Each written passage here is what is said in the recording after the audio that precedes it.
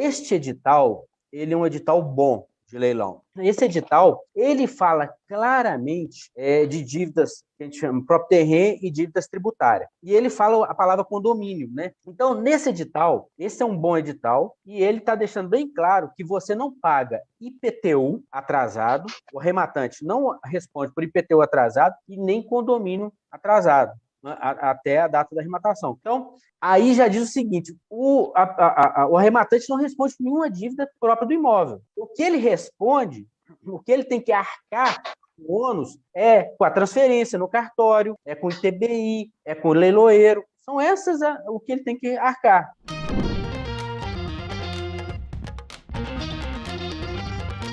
Tem um caso que, assim, está dizendo no edital, né?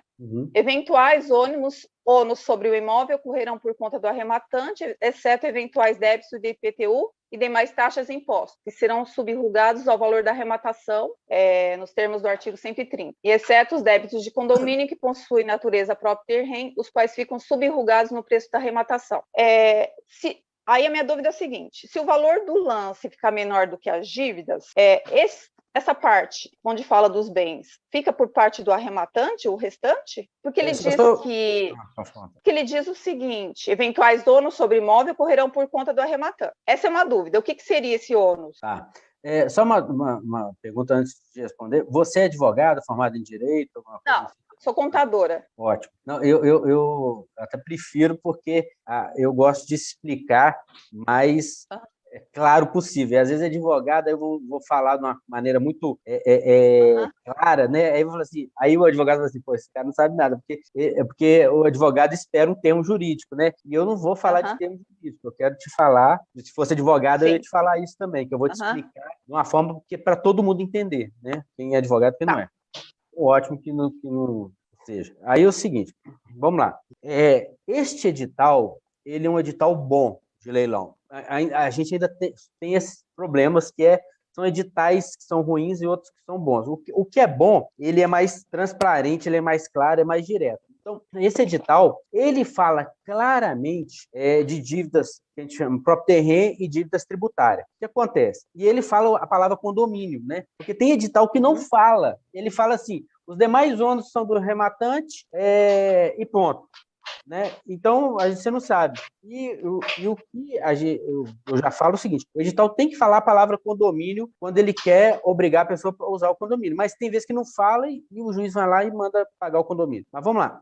Então, nesse edital, esse é um bom edital e ele está deixando bem claro que você não paga IPTU atrasado, o rematante não responde por IPTU atrasado e nem condomínio atrasado até a data da arrematação. Então, isso é bom. O que é dívida própria terreno? A palavra é uma palavra esquisita, mas ela é simples. É própria do imóvel, própria do bem.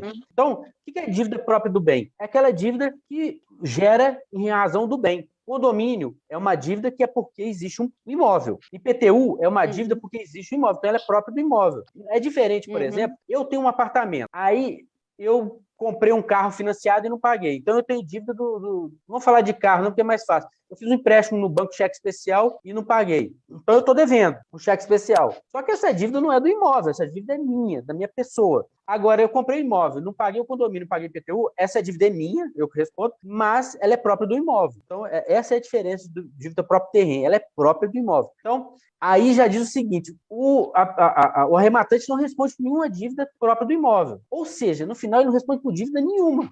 O que ele responde, o que ele tem que arcar, o ônus, é com a transferência no cartório, é com o ITBI, é com o leiloeiro. São essas o que ele tem que arcar.